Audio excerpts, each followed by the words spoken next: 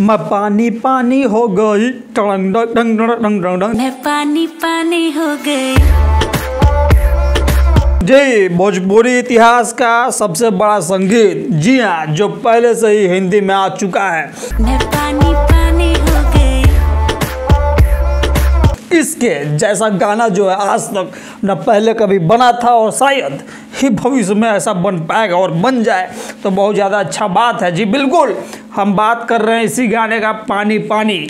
और इसमें जानते हैं सबसे बड़ी बात क्या है, ये गाना जो है बॉलीवुड के जी बेहतरीन रैपर जो हनी सिंह के बाद आते हैं, या आप यूँ कह सकते हैं कि हनी सिंह और बादशाह दोनों जो है ऐसे ऐसे एकदम टक्कर का दोनों शेर। क्या ग्लास पड़ा है खाली भरेगी क्या, साथ था लौंडे से डरेगी क्या।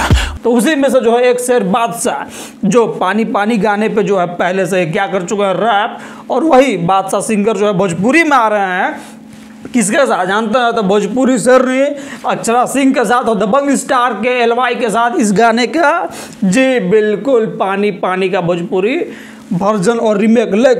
लेकिन सबसे बड़ी बात जानते हैं कि इसका जो है डेट आने वाला है कब, तो इसका डेट जो है आ रहा है 6 तारीख को, जी बिल्कुल 6 दिसंबर को। तबाही टीज़र।